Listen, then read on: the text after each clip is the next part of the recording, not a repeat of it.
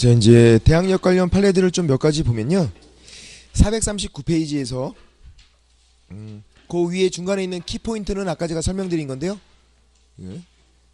간접 점유도 대항력이 있다. 근데 키포인트에서 1번은 임차인이 대항력이 없었으면 다음날 0시 생기면 되고, 있었으면 유지가 되면 되고, 439페이지에 있는 그 키포인트는 그거고, 이제 양가로 4번, 자, 주민등록인데요. 동그라미 1번 아까 임차인 본인뿐만 아니라 배우자, 자녀, 가족 명의도 된다. 그래서 가족 전체가 이사 나가야만 상실이다. 그렇게 된 거고. 그리고 2번 판례랑 또 4번 판례도 비교해 봐야 돼요. 2번이랑 4번도. 요거는 뭐 다른 것들은 쉬운데 전입신고죠. 주민등록신고가 전입신고고, 전입신고가 수리가 됐던 경우도 있고 수리가 안 됐던 경우도 있어요. 판례가 두 가지. 동그라미 2번과 동그라미 4번. 그거예요 지금. 맞죠? 네, 동그라미 2번과 4번. 수리가 됐던 거. 수리가 뭔데요? 접수 완료예요. 공무원이 전입신고서를 받아보더니만 다 됐대. 잘 됐으니까 돌아가세요. 수리가 된 거예요. 수리가 안 된 건요? 전입신고서를 받아보고 돌려준 거예요. 잘못됐으니까 다시 적어오세요. 수리가 안 된 거예요. 이제 수리가 됐어요. 그러면 누구 책임? 100%다 공무원 책임. 공무원이 다 됐으니까 돌아가라 그랬잖아요. 공무원 책임이에요. 그래서 본인이 공무원이 잘못 기재했어. 공무원 실수해서 이제. 그러면 대항력이 있다. 왜? 수리가 됐고 100%다 공무원 책임이니까. 다 됐으니까 돌아가라 그랬잖아요. 대항력이 있다. 이렇게. 근데 수리가 안 된 건 전입신고서를 받아보자마자 돌려주고선 다시 적으라고 한 거예요. 수리하지 않고. 그래서 공무원이 요구를 해요. 이제 다시 적으라고. 그러니까 원래 게 맞았던 거예요. 원래 게. 얘가 실수한 거죠. 요구를 해서 다시 적으라고 하니까 임차인이 잘못 적어갖고 온 거예요. 이제 원래 게 맞았고. 그랬더니 이런 경우엔 대항력이 없대요. 좀 억울해 보이잖아. 근데 어쩔 수가 없어요. 왜 그러냐면 전입신고가 수리가 안 됐기 때문에.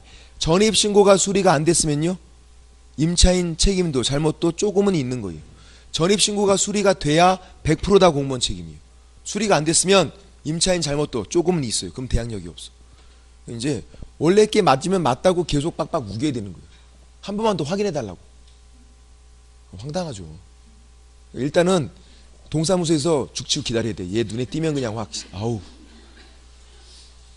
얘가 멍청해갖고 좀 이런 일이 생겼잖아요. 지금 원래 게 맞았다고. 억울해 보이지만 좀 어쩔 수 없어. 수리가 안 됐기 때문에. 수리가 안 되면 임차인 책임 조금은 있다. 그럼 대항력이 없어. 전혀 없어야 돼. 임차인 잘못이. 근데 조금 있기 때문에 대항력이 없고.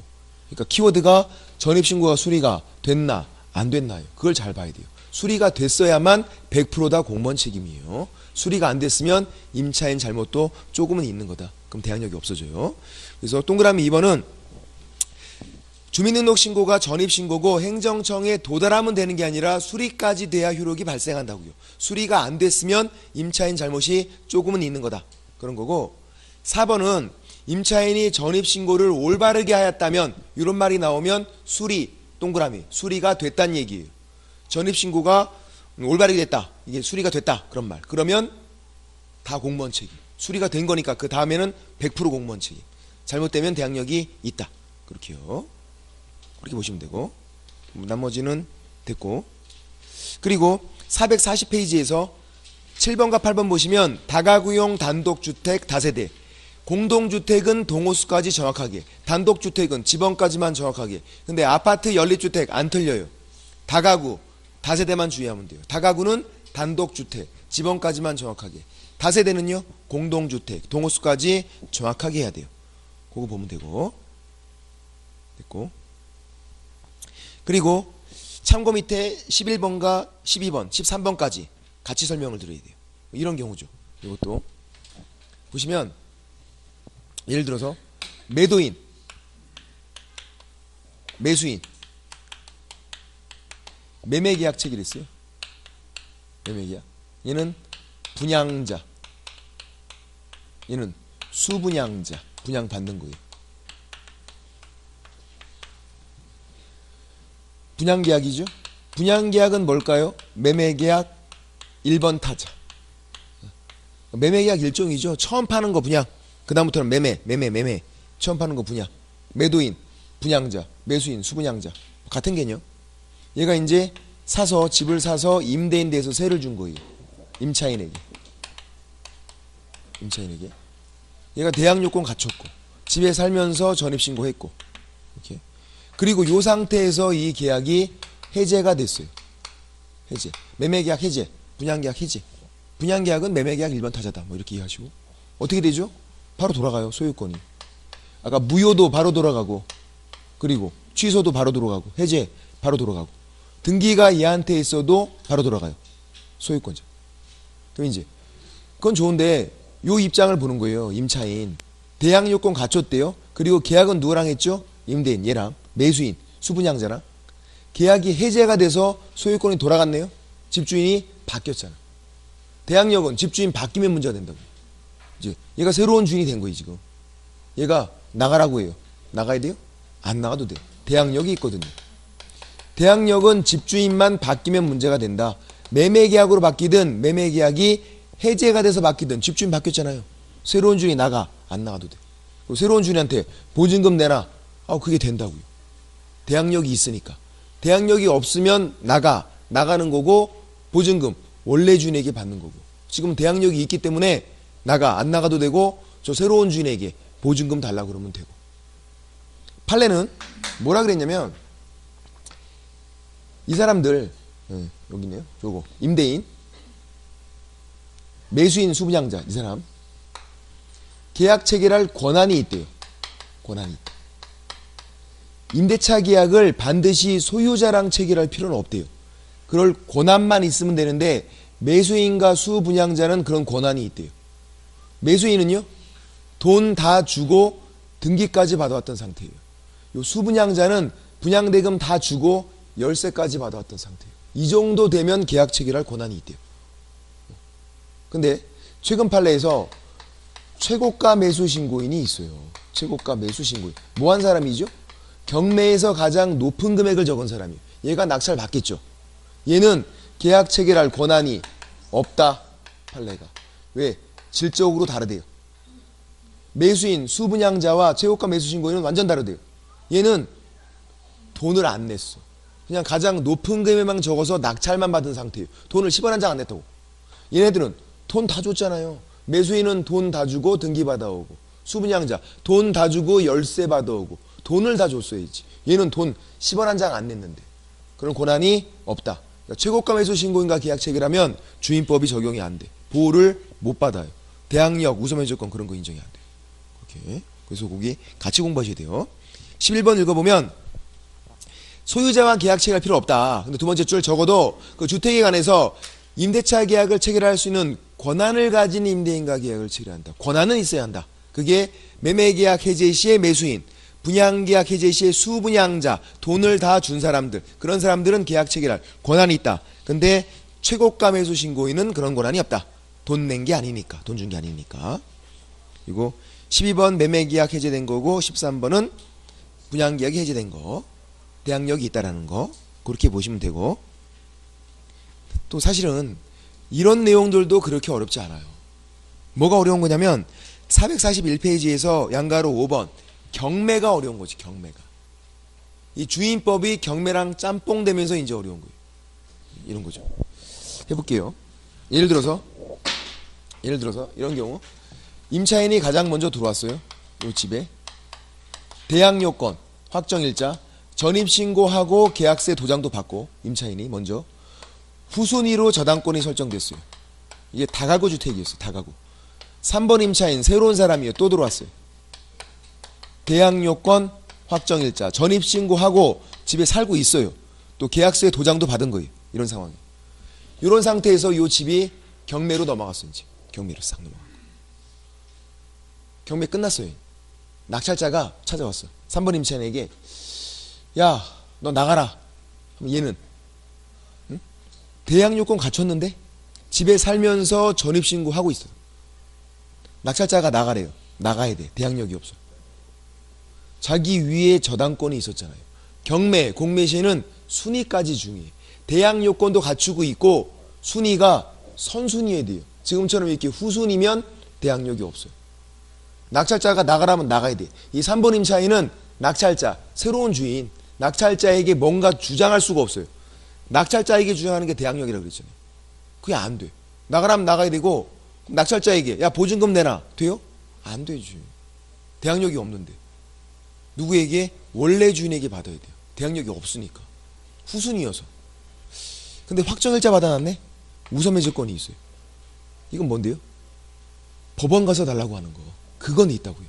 낙찰자에게 달라거나 뭘 주장은 안 되는데 법원 가서 달라고 할 수는 있어요. 확정일자 받았잖아요. 그래서 이제 경매가 진행 중일 때 법원 가서 이제 배당 금액에서 달라고 주장했어요. 돈 주세요. 줘요. 주는데 우선매제권, 확정일자는 우선매제권 어떻게 준다? 순서대로. 가장 먼저 주는 게 아니라고요. 내가 3순이면 세 번째로 준다고요. 그냥 위에 있는 저당권자가 싹 쓸어가. 무슨 배당? 흡수 배당. 선순위에 있는 애들이 자기 채권을 만족할 때까지 다 쪽쪽쪽쪽쪽쪽 다 빨아먹어. 얘가 다 빨아먹고 남은 찌끄레기 넘겨줘요. 얼마 안 돼. 조금 받는 거예요. 그래서 얘가 다 갖고 남은 찌끄레기 갖고. 왜? 3순위였잖아요. 우선매제권은 순서대로 받는 거니까. 달라고 하면 조금은 준다고요. 이제 잔액 왕창 남았네. 그 잔액 왕창 남은 거 누구한테 달라 그러죠? 낙찰자에게 달라 그래요? 안 된다고요. 3번 임차인은 낙찰자에게 뭔가 주장이 안 된다고요. 잔액을 또 원래 주인 찾아가서 받는 거죠. 받기가 쉽지가 않다. 원래 주인이 돈이 없잖아 지금. 그럼 이제 1번 임차인, 얘는 대항력도 있고 우선면제권도 있고 다 있어요. 선순위잖아. 이제 경매가 개시됐어요. 자기가 살고 있는 집이. 경매에서 아무것도 안 해도 돼. 경매가 시작됐는데 놀러 갔다 왔대. 해외여행, 한 유럽 여행 한 대 갔다 왔대. 갔다 왔더니 경매 끝났네요. 낙찰자가 찾아왔어. 나가라고. 나가는 거예요? 안 나가도 돼. 대항력이 있잖아. 대항력이 있으면 그 새로운 주인 낙찰자에게 주장할 수 있다고요. 나가. 안 나가도 되고 그 낙찰자에게 다 내놔 보증금 된다고. 안 주면 안 나가면 되고. 얘는 경매에서 아무것도 안 해도 돼요. 선순위니까. 대항력이 있으니까. 대항력은 낙찰자에게 주장하는 거. 근데 우선매제권도 있네요. 경매 절차에 참여해서 달라고 할 수도 있다고요. 우선매제권은 그거니까 법원 가서 달라고 하는 거라고요. 법원 가서. 달라고 했더니 다 받을 확률도 제일 높아요. 1순위잖아. 우선매제권 순서대로 받는 건데 내가 1순위라고요. 다 받을 확률이 제일 높잖아요. 근데 만약에 다 못 받고 잔액이 한 100만 원 남았대요. 한 100만 원 정도. 그럼 어떻게 되는 건데요? 잔액 100만 원? 낙찰자에게 받으면 돼요. 다 받고 100만 원 남아있으면 그 100만 원 낙찰자에게 달라 그러면 돼요. 이 1번 임차인은 보증금을 다 받아야만 대항력이 없어져요. 잔액이 남았잖아요. 100만 원. 낙찰자에게 달라 그러면 되고 안 주면 안 나가면 돼. 유리한 임차인. 경매, 공매 시에만 저렇게 순위가 의미가 있어요. 만약에 매매로 집주인 바뀌었대요? 그러면 3번 임차인도 대항력 있어요. 경매, 공매 시에만 저당권보다 선순위 위에 있어야 대항력이 있는 거예요. 밑에 있으면 대항력이 없고. 또 이제 이런 경우도 있죠. 어떤 경우냐면 사실 이런 경우가 제일 많아. 임차인 가장 먼저 들어왔어요. 대항요건 확정일자 그리고 후순위로 저당권이 설정됐어요. 한다고. 임차인이 가장 먼저 들어왔고 후순위 됐고 이사를 가게 된 거예요. 그래서 요즘 임차인들이 다 알아요. 이사 가면 그냥 전입신고를 그냥 빼면 상실된다는 걸 안다고 임차인들도. 그래서 그냥 안 가고 등기하고 가겠다 생각한 거죠. 등기한 거예요. 등기를 전세권 설정 등기를 한 거예요. 보증금으로 임대차 보증금으로 전세권 설정 등기 할 수 있어요. 그럼 한 사람이 임차권 전세권 두 가지를 다 갖는 거예요. 그런 상황이에요. 근데 왜 전세권 설정 등기 한 거죠? 이사 가려고. 그리고 임차권 등기보다는 전세권이 좀 더 있어 보이잖아. 전세권이니까 좀 있어 보이니까 이거 한 거예요. 그리고 이사 갔어요. 어떤 일이 생기죠? 이사 가면 끝. 존속 요건이니까 없어져요. 바로 그냥 끝. 얘는 있죠. 등기했으니까. 후순위로다가. 전세권과 임차권은 성격이 다른 권리예요. 얘는 물권이고 얘는 채권이잖아요. 한 사람이 두 가지를 다 가질 수 있어요. 얘가 이사 안 갔으면 두 가지 다 있는 거예요. 그냥. 근데 이사를 가는 순간에 얘는 없어진다고요. 이건 남아있고 등기했으니까. 그러니까 얘는 전세권 등기하면 이것도 다 보호가 되겠지 이렇게 생각한 거죠. 그게 안 된다고. 임차권 따로 전세권 따로니까. 그리고 이제 경매가 들어갔어요. 이 전세권 자기 위에 저당권이 있으니까 소멸돼요. 없어져요 또. 저당권 밑으로 다 죽어버리거든요. 달라고 했더니 얘가 1순위로 받고 얘가 2순위로 받아요. 얘가 1순위가 아니라고요. 왜? 이사 갔잖아. 그 순간에 없다고요. 그리고 이제 얘가 싹 쓸어가죠. 그러면 1순위니까 흡수배당. 남은 찌끄레기 받았어. 얘가 소송 제기한 거죠. 장난나랑 지금 하냐? 그러면서 왜 조금 주냐고 지금. 내가 먼저 들어왔는데 지금 왜 지금 이거밖에 안 주냐고 화딱지가 난 거지. 근데 어쩔 수가 없다. 왜? 이사 갔잖아. 전세권으로 임차권 보호가 안 된다고요. 이게 완전 다른 권리. 임차권 따로 전세권 따로. 이건 우리도 알고 있는 거잖아요. 임차권과 전세권이 다르다는 거 우리 알고 있잖아. 우리 알고 있는 거 그렇게 많지 않은데 그거는 안다고. 그거는 얘는 그것도 몰랐던 거지. 그건 알아야죠. 공부 좀만 해도 바로 알 수 있는 건데 전세권으로 임차권 보호가 안 되고 등기를 잘못한 거예요. 이사 갈 때는 임차권 등기 명령 신청해서 임차권 등기하든지 아니면 민법상 주택 임대차 등기라든지 임차권 등기가 따로 있다고요. 그걸 했어야 이게 유지가 되는 거지. 등기를 잘못한 건 이 사람 책임이다. 얘가 이사 안 갔으면 문제가 안 돼요. 이사 갔기 때문에 그런 거지. 임차권 따로 전세권 따로 이런 경우는 많다고. 이런 판례가 많다고요. 이사 안 간 것도 있고 간 것도 있고 다양해. 막 판례들이. 임차인들이 잘 모르니까 막 등기한다고요. 정확히 설명해 줘야지. 임차권 등기하라고. 전세권 설정 등기하면 의미 없다고. 이거는. 물론 이사를 안 가면 괜찮죠. 갔으니까 문제지. 이 반대되는 경우는 판례가 하나밖에 없어요. 먼저 보증금으로 전세권 설정 등기한 거예요. 그리고 저당권이 설정됐고 전입신고를 나중에 한 거죠. 임차인, 대항요건 확정일자 이렇게. 같은 사람이에요. 이사도 안 갔대요. 어떤 일이 생기죠? 두 가지가 다 있어요. 이사 안 갔으면. 한 사람이 임차권, 전세권 두 가지를 다 갖는 경우에 이사 안 갔으니까. 그리고 경매가 들어갔어요. 같은 사람이에요. 그래도 권리 행사는 따로 하는 거예요. 권리 행사는. 임차권 따로, 전세권 따로니까. 내가 권리 두 가지가 있다고 하나 행사하면 나머지 자동적으로 행사가 되고 그런 게 아니라고요. 따로. 얘만 볼게요. 임차권만. 얘만. 같은 사람이지만 얘만 보는 거예요. 대항요건 갖췄어도 대항력이 없다. 얘랑 똑같잖아요. 구조가. 그렇죠? 후순위잖아요. 확정일자 받으니까 우선매주권 있다. 경매 절차에 참여해서 달라고 하는 거 법원에서 그거 있다고요. 그래서 달라고 했어요. 그러면 같은 사람이니까 전세권도 달라고 한 거예요? 그건 아니죠. 그래도 얘는 임차권만 달라고 한 거예요. 그거를 전세권으로 배당 요구한 거로 볼 수가 없다. 전세권에 비해서 따로 달라고 했었어야죠. 얘는 그냥 세 번째로 조금 받는 것 뿐이에요. 그냥 전세권은 안 받는 거고 달라고 안 했잖아요. 임차권 따로 전세권 따로다. 한 사람이 임차권 전세권 두 가지를 다 가질 수 있는데 그럴 때도 권리 행사는 따로따로 해라. 성격이 다른 권리니까. 결론만 기억하면 돼요. 임차권 따로 전세권 따로. 그것만 그렇게 보시면 되고. 자, 441페이지에서 동그라미 2번을 보세요. 동그라미 2번. 대항력과 우선매주권을 겸유하고 있대요. 양가로 5번에서 동그라미 2번이에요. 대항력과 우선매주권을 겸유하고 있다. 요게 선순위다 그런 말이에요. 시험 문제가 친절하게 선순위다, 최선순위다 나오면 안 틀려. 근데 대항력과 우선매주권을 겸유하고 있다 이렇게 나오면 이게 선순위를 말해요. 보세요. 아까 1번 임차인이 선순위인데 두 가지가 다 있잖아요. 3번 임차인은 후순위니까 대항력이 없잖아요. 두 가지가 다 없잖아요. 한 가지만 있는 거지.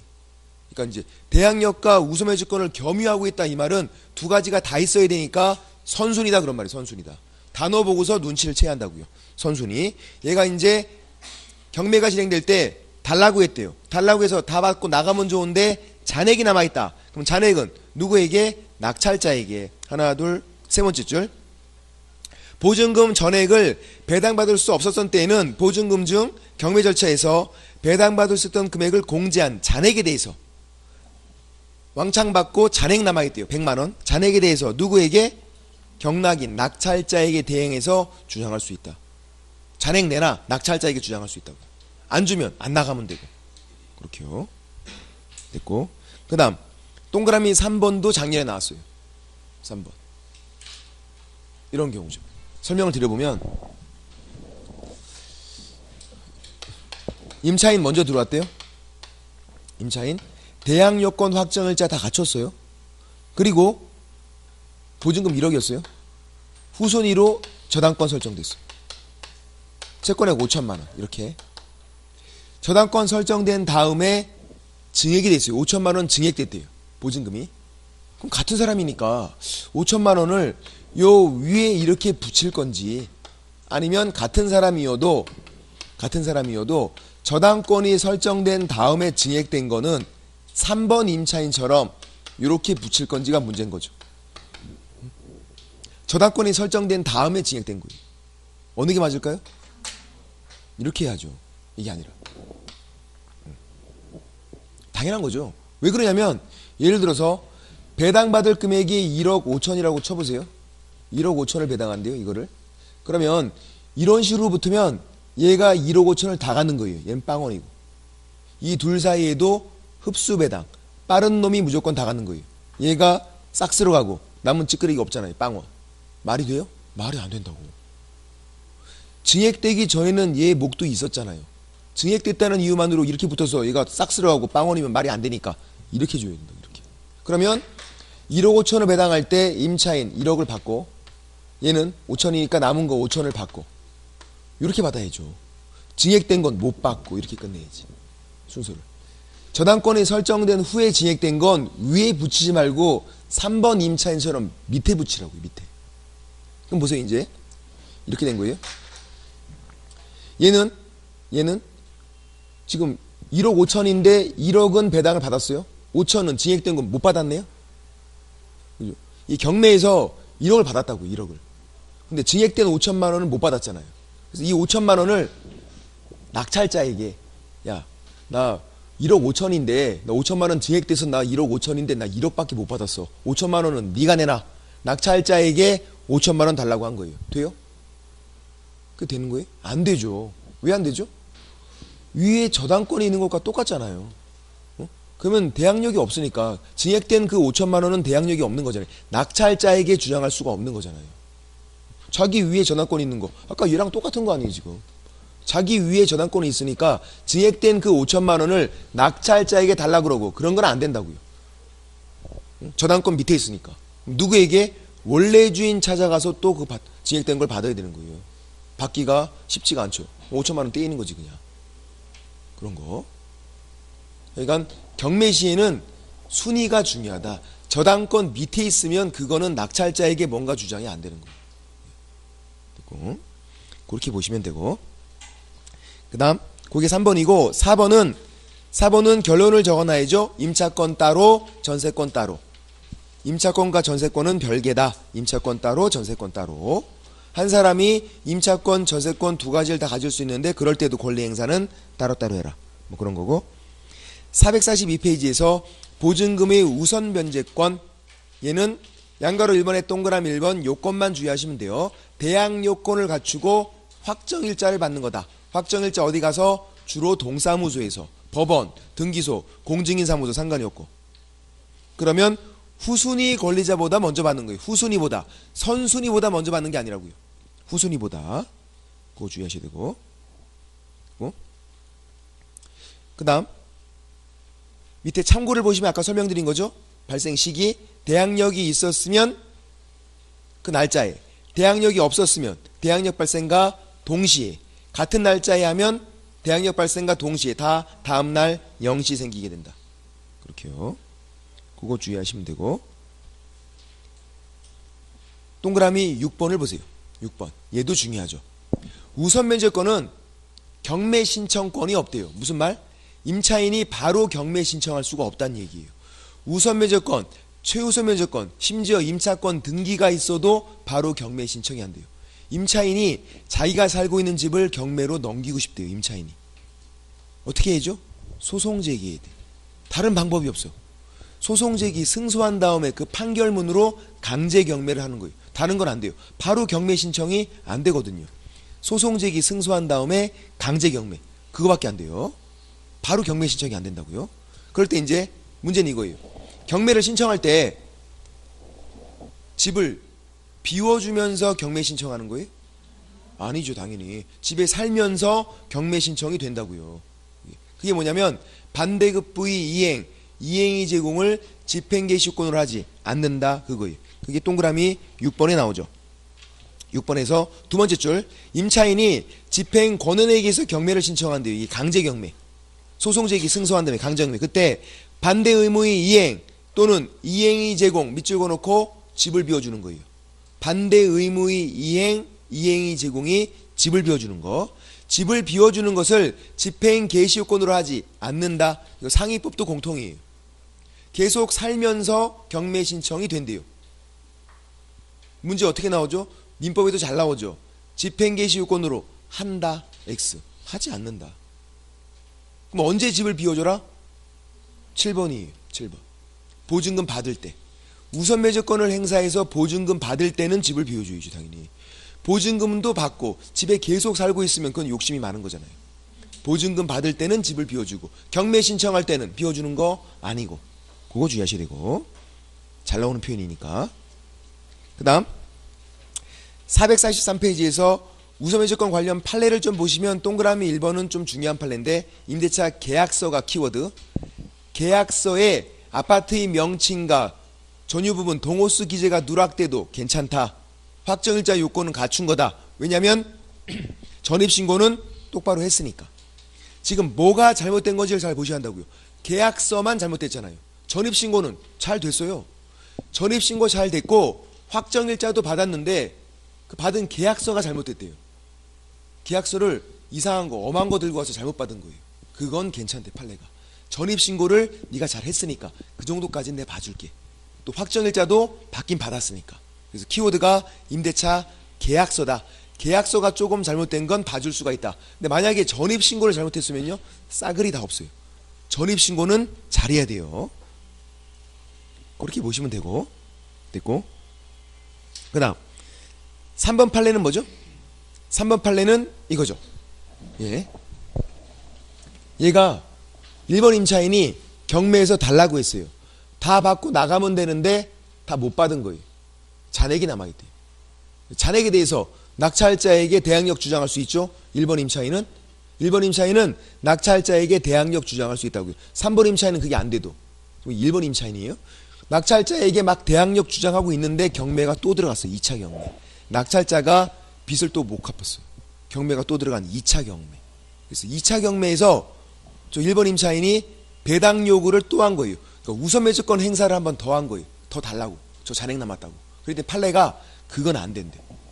우선 면제권은 딱 한 번밖에 행사가 안 되는 권리래요. 두 번, 세 번 행사가 안 돼요. 1차 경매에서 이미 한 번 행사했잖아요. 그럼 2차 경매에서는 행사가 안 되는 거예요. 그럼 어떻게 하면 되죠? 2차 경매 끝나고 그 낙찰자에게 받으면 돼요. 그게. 대항력은 계속 있는 거예요. 우선 면제권만 한 번밖에 행사가 안 되는 거예요. 대항력은 계속 있어요. 왜? 잔액이 남았으니까. 그래서 2차 경매 끝나고 낙찰자에게 달라고 그러면 돼요. 안 주면 안 나가면 되죠. 경매가 100번 진행됐대요. 그 100번째 낙찰자에게 받으면 돼요. 1번 임차인은 불리하지 않다고요. 대항력이 있으니까. 다만 그래도 우선 면제권은 한 번밖에 행사가 안 된다. 두 번, 세 번 행사가 안 된다. 그래서 아껴 쓰자 우선 면제권 그랬잖아. 아껴 쓰셔야 되는 거. 결정적인 타이밍에 한 번밖에 행사가 안 돼, 이거는. 그래 되고 2차 경매에서 우선 면제 청구 불가능하다 돼 있죠. 아껴 쓰자 우선 면제권. 대항력은 계속 있는 거예요. 그거 그런 말이고. 됐고 밑에 동그라미 5번도 적어놔야겠네요. 임차권 따로 전세권 따로. 그것도 임차권 따로 전세권 따로. 다 다른 거다. 그게 되고 6번도 마찬가지죠. 임차권 따로 전세권 따로 적어놓고 444페이지에서 6번도 임차권 따로 전세권 따로. 그거만 보면 되고. 또 다른 거 뭐 보냐면 9번을 보세요. 9번. 9번은 아까 최고가 매수 신고인은 계약 체결할 권한이 없다. 그런 거죠. 9번에서 하나, 둘, 셋, 네 번째 줄. 이미 경매 절차에서 매각 대금을 납부하지 아니한 돈을 안 냈대요. 최고가 매수 신고인은. 계약 체결할 권한이 없다. 얘가 돈을 냈으면 당연히 권한이 있죠. 돈을 안 냈잖아 지금. 근데 매매계약 해제 시의 매수인, 분양계약 해제 시의 수분양자, 아까 요런 사람들은 계약 체결할 권한이 있다. 최고가 매수 신고인은 돈을 안 냈으니까 권한이 없다. 그렇게요. 또 임대차 계약을 반드시 소유권자와 체결해야 한다. X. 계약 체결할 권한만 있으면 된다고요. 그것도 보셔야 되고. 됐고. 또 밑에 10번에서는 445페이지에서 맨 위에서 세 번째 줄 배당 요구 종기까지 별도로 배당 요구를 해야 된대요. 우선 매저권, 최우선 매저권은 배당 요구 채권 달라고 해야 준다. 멍 때리면 안 돼요. 그래서 거기 445페이지 맨 위에서 세 번째 줄 옆에다가 멍 금지 적어놔야 돼. 멍 금지. 멍 때리면 안 줘. 멍 때리면. 우선 매저권, 최우선 매저권은 배당 요구 채권 달라고 해야 줘요. 가만히 있으면 안 준다고. 본인들이 경매 신청도 못 해요. 바로 경매 신청도 안 되고. 다른 사람이 경매 신청해서 경매했으면 멍 때리면 또 안 줘요. 달라고 해야 준다고요. 배당 요구 채권이다. 이거는. 그다음 양거래소 3번 금융기관 등이 우선 매저권 승계. 동그라미 1번 금융기관 등 동그라미 1번에서 금융기관 은행이죠. 은행은 보증금 반환 채권만을 양수받아 와도 우선 매저권이 승계가 돼요. 금융기관은 그 위에다가 일반인 X. 일반인은 안 돼요. 금융기관만 그런 거예요. 금융기관. 상위법도 공통. 일반인은 어떻게 하는 거냐면 일반인은 임차권 자체를 양수받아야 돼요. 일반인은. 그래야만 우선 매저권이 따라와요. 일반인은. 근데 금융기관은 그게 아니라 보증금 반환 채권만 양수받아 와도 된대요. 그러니까 결론은 보증금 반환 채권이 양수다 이렇게 나오면 양수받은 사람이 금융기관, 은행인지 일반인인지 봐야 돼요. 금융기관만 이게 인정되는 거니까. 일반인은 안 된다고. 일반인은 보증금 반환 채권만을 양수받아 오면 우선 매저권이 안 따라와요. 임차권 자체를 양수받아야 돼. 일반인들은. 금융기관만 된다는 거. 그래서 금융기관 등 그게 키워드고 일반인은 안 된다. 예. 어렵다고. 예. 뭔 말인지 솔직히 모르겠잖아. 아는 척 하지 마. 뭔 말인지 모르겠어. 예. 큰일 난 건가요 그러면? 뭔 말인지 모르면? 어떡하지 이건 나 무슨 말인지 하나도 모르겠는데 큰일 난 게 아니라고. 왜? 한 문제밖에 안 나오잖아. 한 문제밖에 안 나오잖아. 한 문제밖에. 큰일 난 건 아니라고요. 큰일 난 거는. 응? 쇠가 빠지게 이렇게 공부를 해도 정말 내가 이거 여기 있는 거 다 알고 있어도 실제 시험장 가서 문제 풀기가 쉽지 않을 수도 있다고요. 문제가 어렵게 나와서. 응? 작년 문제도 꽤 어려웠고 작년 문제가 그나마 쉬웠는데도 어려웠다고. 민법에서도 주임법 문제 어렵게 나와요. 왜냐면 판례가 너무 많고 새로운 문제를 기출문제를 굳이 안 내도 새로운 게 워낙 많으니까 문제 만들기가 쉬운 거예요 그냥. 그래서 문제가 어렵죠. 근데 뒤에 있는 경매나 아니면 매수신청 대리인등록도 마찬가지로 진짜 어려운데 기출문제에서만 나와요. 그거는 풀 수 있어. 그래서 얘네들은 풀기가 쉽지가 않다. 주임법 상위법. 근데 이걸 모르면 중개업하기가 쉽지가 않다고요. 네이버에 물어보면 되겠지. 잘 안 나온다고. 그것도 어려워서 법 자체가. 예. 잘 모르니까. 네이버도 잘 모른다고요. 이게. 여러분이 제일 많이 알 수도 있어요. 그래서 이게 꼭 필요한 법이니까 그냥 설명을 드리는 거지 너무 크게 부담 갖지는 말자. 응? 약간 부담이 된다 하더라도. 근데 설마 이런 것 때문에 부담 가질 여러분이 아닌데. 이런 거 뭐 한 문제 갖고 부담 갖지는 않잖아요. 됐고 그래서 이제 그게 양거래 3번이고 상위법 공통이에요. 무슨 말? 결론만 기억하세요. 결론은 보증금 반환 채권이 양수다 이 말이 나오면 그 양수 받은 사람이 금융기관인지 일반인인지 그것만 구분하시라고요. 금융기관만 우선 매저권이 승계가 되고 일반인은 안 된다. 이렇게 밑에 박스 5번에 최우선 매저권이죠. 보증금 중 일정액 나오면 최우선 매저권. 단어 보고서 눈치를 채자. 얘는 선순위보다 먼저 받은 거 보증금 전부 다를 X 일정액만. 그래서 서울에서 1억 이하일 때 3,400만원 1억까지 1억이 소액임차인 범위예요. 작년에도 나왔었죠. 우리는 서울특별시만 잘 보시면 돼요. 1억 이하일 때 3,400만원 그것만 됐고 넘겨보시면 446페이지에서 양가로 2번 최우선 면제 요건은 경매 개시 결정 등기, 경매 신청 등기 같은 말이에요.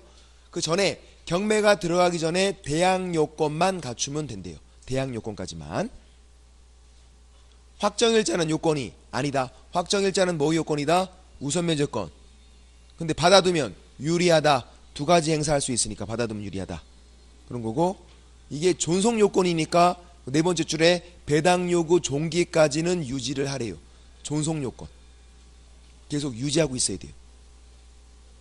그리고 양거로 3번은 2분의 1 동그라미죠. 2분의 1 첫 번째 줄에 있는 거. 왜? 최우선 면제는 2분의 1까지만. 상인법도 2분의 1, 주인법도 2분의 1. 최우선 면제는 1억이면 5천만 원까지만. 전부 다 최우선 면제로 땡겨주면은 1순위 저당권자가 빵원 될 수도 있잖아. 그러면 안 되니까요. 최우선 면제는 2분의 1까지만. 양가로 4번. 가정공동생활이 키워드죠. 그때는 보증금을 더하겠다. 부부가 함께 살면서 계약서를 따로 썼대요. 남편 따로, 부인 따로. 안 된다. 보증금 더하라고요. 가정공동생활이니까. 상인법은 이런 거 없죠. 왜? 상가 건물에서는 가정공동생활이 불가능하니까. 상인법은 이런 게 없고 주인법만. 가정공동생활 들어가 있는 건 어디에만? 주인법만 있다. 상인법은 이게 없고. 그렇게 보시고. 됐고. 그리고 한 가지만 더 설명드리면 양가로 8번이에요. 이 최우선 면제에서는 양가로 8번. 담보 물건을 취득한 때 밑에다가 저당권 설정 시 동그라미. 저당권 설정 시 동그라미라고 적어놓고,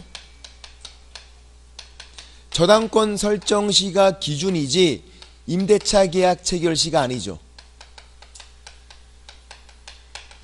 계약 체결 시를 기준으로 하는 게 아니라 저당권 설정 시를 기준으로 해서 소액 임차인을 판단하겠대요. 소액 임차인 그 범위가 계속 바뀌어온다고요. 지금 서울에서 1억 이하일 때 3,400만 원은 작년에 바뀐 거예요. 작년 3월 31일에 바뀐 거라고요.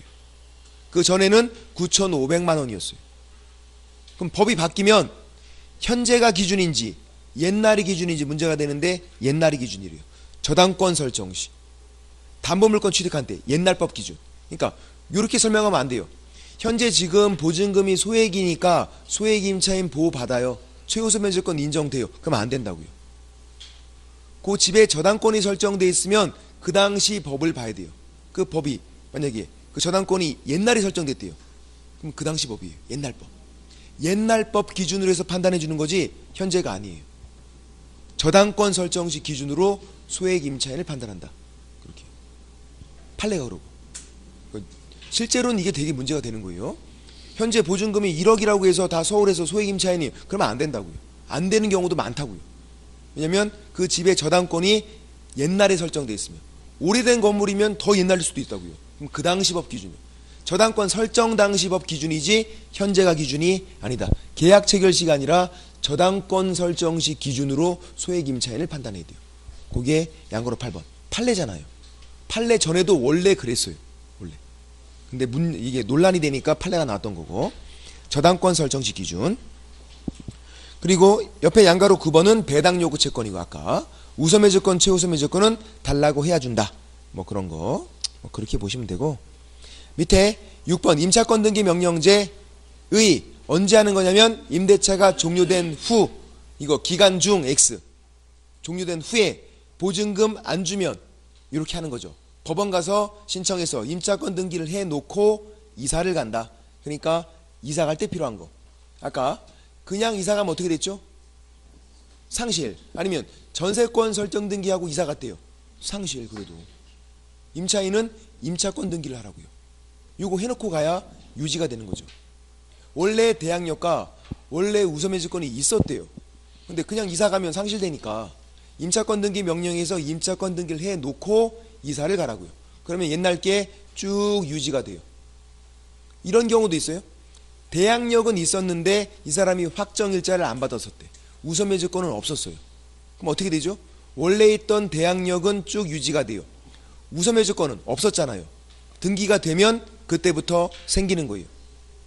없었으면 그때부터 생기고, 있던 것들은 유지가 되고, 그렇게요.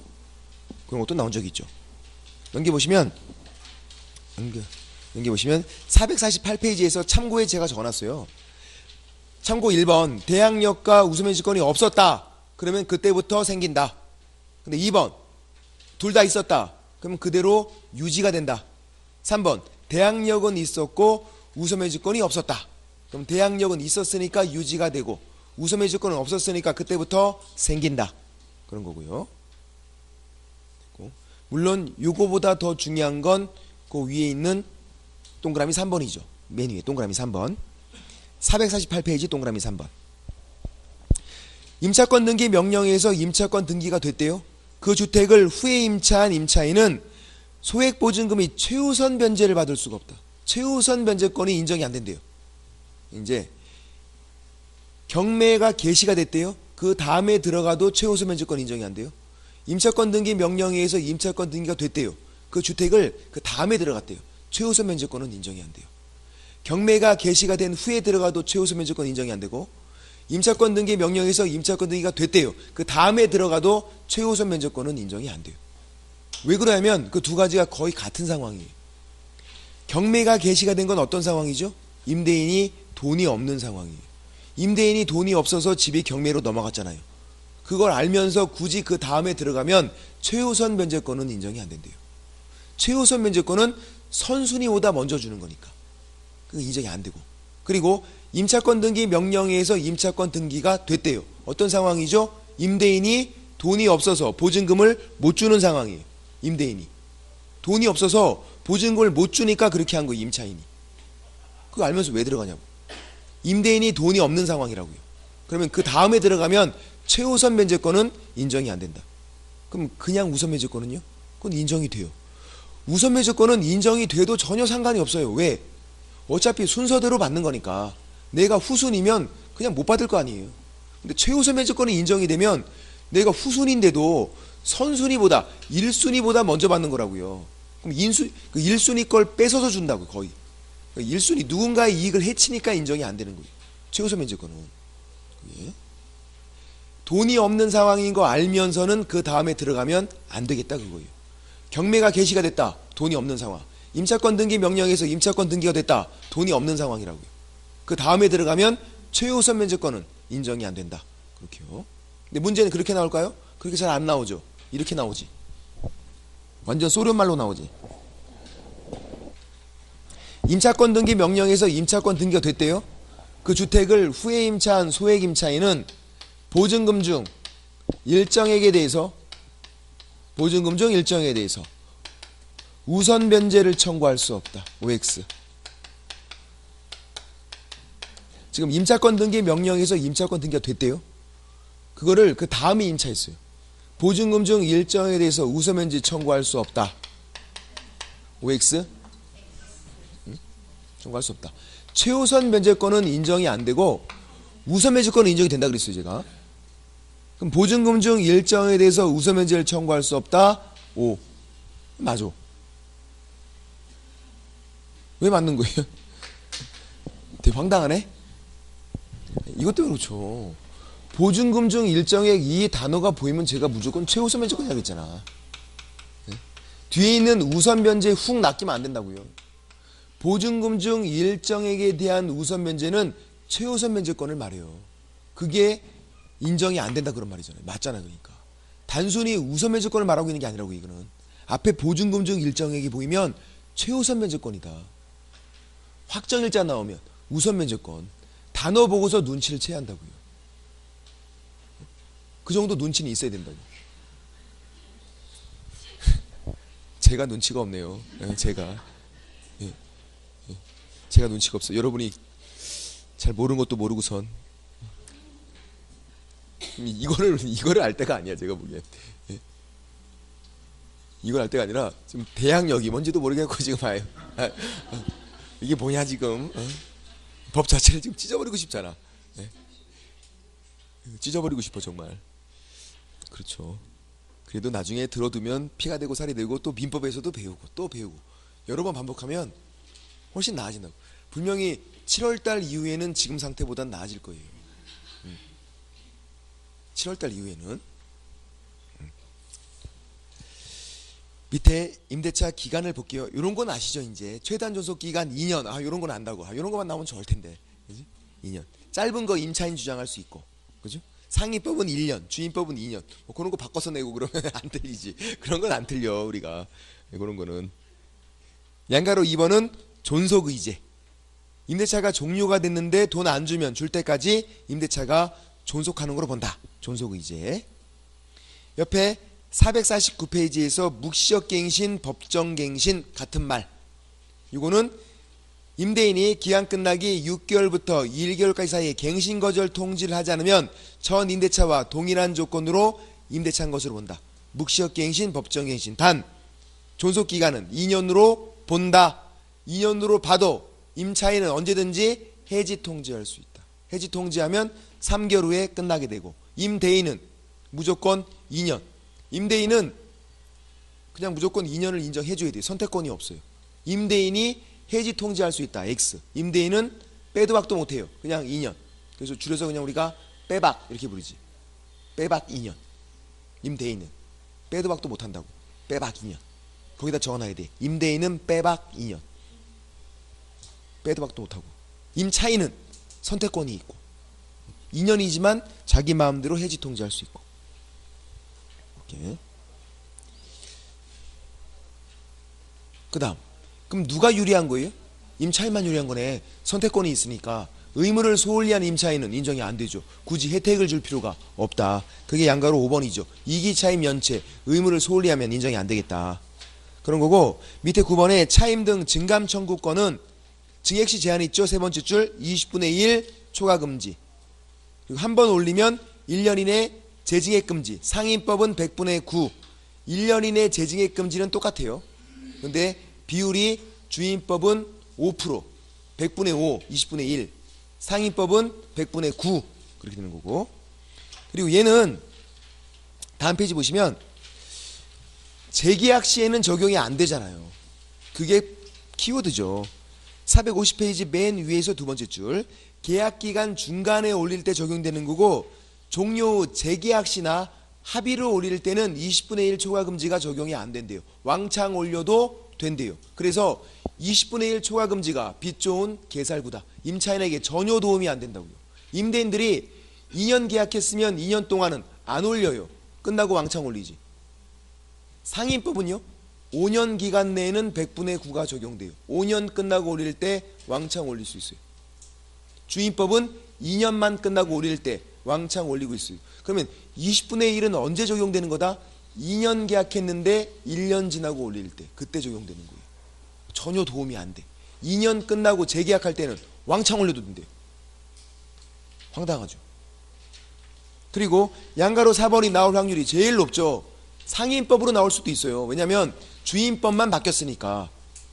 1할 10%, 이건 안 바뀌었어요. 동그라미 2번이 바뀌었죠. 더하기 3.5% 곱하기 4, 그게 아니라 작년까지는 곱하기 4, 올해부터는 더하기 3.5%. 둘 중에 비교해서 낮은 거를 초과할 수 없다. 상임법은 안 바뀌었어요. 그러니까 이런 거죠. 한 번만 해보면, 예를 들어서 1할 10% 또는 기준금리 더하기 3.5%예요. 기준금리 시험지에 나와요. 1.5%를 그냥 가정해 볼게요. 1.5%로 더하면 몇 프로? 5%. 그러면 둘 중에 비교해서 낮은 거다. 낮은 거 5% 이거. 그러니까 이제 예를 들어서 1200만 원이래요. 1200만 원을 돌려주고 그만큼을 월세로 받겠대요. 전세에서 반전세로 바뀌는 거예요. 요 보증금을 돌려주고 월세로 받으면 곱하기 0.05 얼마? 60만 원. 이렇게 금액이 조금 나오면요, 훅 낚일 수 있어요. 요게 좀만 많아도 우리가 의심을 하거든요. 60만 원 정도면 월세 60만 원 이렇게 훅 낚인다고요. 근데 이게 연이잖아. 연 60만 원. 월세를 물어보면 나누기 12를 반드시 해야죠. 그래서 5만 원밖에 안 된다고요. 이게. 요 금액이 만약에 많이 나오면, 몇백만 원 나오면 우리가 금방 안다고요. 아, 이거 연이지. 근데 이렇게 금액이 조금 나오면 훅 낚일 수 있다고요. 그래도 연이니까 월세 물어보면 12를 하자. 5만 원밖에 안 된다고요. 6만 원 받으면 만 원은 돌려줘야 돼요. 부당이득 반환. 초과 부분은 무효거든요. 또 상인법은 안 바뀌었다고. 상인법은 이렇게 나올 수 있어요. 상인법이에요. 12% 일할 리푼 또는 기준금리 곱하기 4.5배 이거예요. 곱하기 4.5예요. 이거 어떻게 나올 수 있냐면요. 더하기 4.5% 이렇게. 그럼 X. 그럴싸하잖아. 주인법은 더하기 3.5%. 상인법은 곱하기 4.5예요. 더하기 4.5%가 아니라. 안 바뀌었으니까. 이렇게 나올 수 있다고요. 그거 주의하자. 저만 낚일 것 같나요? 전 이렇게 나오면 여러분 낚일 것 같아요. 느낌이. 예? 상인법으로 나올 수도 있으니까 그것만. 그리고 10번은 주택임차권의 승계 상속인데요. 자, 사실혼 배우자가 상속하는 거죠. 임차권을. 주인법에서. 상속권자가 없이 사망했대요. 사실상 혼인관계에 있는 자, 사실혼 배우자가 단독으로 상속을 해요. 상속권자가 없으니까. 그리고 양가로 1번 첫 번째 줄에 사실상 혼인관계에 있는 자 밑줄 그어놓고 불륜 X, 막장 드라마 X. 그거 아니다. 정상적인 부부인데 혼인신고 안 한 거다. 그런 거 아니라고. 이거 불륜이 아니라고. 양가로 2번 상속권자가 보통 있다고요. 상속권자 몇 촌 이내? 2촌 이내라고 했죠. 2촌 이내. 여기까지. 상속권자가 있고 상속권자가 주인법에서는 2촌 이내예요. 촌수 계산하는 거 했었죠? 어떻게 한다고요? 아래 위로 움직이면 1을 더한다. 옆으로 가면 2를 더한다. 3촌은 왜 3촌이다? 1하고 2를 더했으니까. 나를 기준으로 하면 되잖아요. 아버지가 있고 그리고 할아버지가 있는 거라고 했어요. 카드 할부가 아니라 그랬어요. 할아버지. 나, 아버지, 할아버지. 그 아버지 동생이래요. 그럼 나랑 아버지는 1촌이잖아요. 옆으로 갔으니까 2촌이라고요. 형제지간은 2촌이라고요. 그러니까 3촌은 1 더하기 2니까 3촌 된 거잖아요. 3촌. 3춘이 아니라 그랬잖아요. 3촌. 촌수 계산하는 거지. 그럼 3촌은 빠지네요. 2촌 이내니까. 3촌 믿을 수가 있다. 있다. 3촌 왜 못 믿어? 믿을 수 있지만 빠진 거지. 듣는 삼촌 기분 나쁘지 그러면. 성격이 또 이상하신 분들이 있다고. 삼촌은 못 믿겠대. 이모는 믿겠대. 이게 뭐야 그게. 이모도 삼촌이에요. 촌수 계산하면 이모도. 왜 성차별하고 있어. 네. 삼촌은 못 믿겠는데 이모는 믿을 수 있겠대. 이게 뭐야 그게. 삼촌은 빠지는 거예요. 그럼 부부끼리 몇 촌이에요? 촌수가 없어요. 촌수가. 네. 이혼하면 끝이니까 촌수 계산하는 거 아니야. 부부끼리는 깔끔하게 돼야 돼. 그럼 또 나랑 할아버지 몇 촌이에요? 2촌이죠. 왜? 1촌이고 여기도 또 1촌이잖아요. 촌수 더하는 거니까 1 더하기 1은 2. 나랑 할아버지도 2촌. 그럼 할아버지도 포함이 되네요. 여기도 2촌 이내니까. 됐고. 그럼 이제 함께 산대요. 가정공동생활. 함께 살고 있으면 어떻게 해라? 보증금을 아니죠. 함께 살고 있으면 보증금 더하는 거고, 또 요때도 상속권자만 상속하는 거고. 아까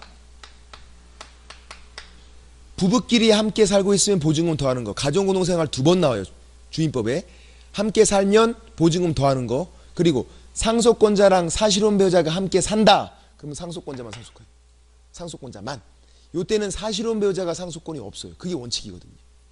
그리고 함께 안 살 때 상속권자와 사실혼 배우자가 공동 상속을 하는 거예요. 그러니까 주의사항은 가정 공동 생활을 한다고 공동 상속 그건 아니라는 거예요. 함께 살면 상속권자만 상속을 한다고요. 그것만 주의하면 돼요. 그리고 역시 이거는 상인법에는 없죠. 가정 공동 생활이 들어가 있는 건 상인법에는 없으니까. 그래서 가정 공동 생활 들어가 있는 건 주인법만 2번 나왔네요. 아까 부부가 함께 살면서 계약서 따로 써도 소액 임차인이 안 될 수 있다. 보증금 더하니까 그거. 그리고 요거 임차권 상속하는 거에서도 됐고. 그리고 상속을 포기할 수도 있죠. 거기 보시면 양가로 3번에 임차인이 사망한 후 1개월 이내 반대 의사 표시하면 승계되지 않는다. 임차인 사망한 후 1개월, 3개월, X 1개월. 민법에서는 3개월. 주인법은 1개월. 그리고 임차인 사망 뭐라고 적어놔야죠? 이게 어떤 경우에 상속을 포기하는 건데요? 월세 왕창 밀린 거. 월세 왕창 밀렸는데 이거 못하러 상속해. 포기해야죠. 그러니까 임차인 사망. 뭐라고 적어놓으면 잘 죽었다. 예. 얘는 죽어도 싸. 왜? 혼인신고도 안 해줬지. 월세도 왕창 밀렸지. 빚만 잔뜩 진 거 아니지 지금. 예, 빚만. 왜 같이 살았을까요? 뒤 가로하고 사랑하니까 적어놔야 돼. 사랑하니까 같이 살았겠지. 그죠? 혼인신고도 안 해줬죠. 돈도 지금 벌어다 준 게 없어. 월세도 왕창 밀렸어 지금. 응? 집을 사주진 못할 망정 월세 살면서 월세도 왕창 밀렸다고. 뭐 해준 게 없다고요. 근데 같이 산 게 좀 신기하잖아. 사랑하니까 같이 살았겠지. 사랑하니까 잘 죽었다 지워버리시고요. 사랑하니까로 바꿔주세요. 사랑하니까 같이 산 거야. 그래도 포기할 건 포기해야지. 1개월 이내 포기해야 돼. 그렇게 보시고. 됐고, 다른 건 뭐 됐고요. 다른 건 됐고, 이제 좀 쉬었다가 상인법은 주의법과 차이점만 좀 보시면 되니까 차이점 보고 작년 문제를 한번 이따가 좀 풀어볼게요. 작년 문제 457페이지에 작년 문제가 있거든요. 작년 문제를 한번 쉬는 시간에 풀어보세요.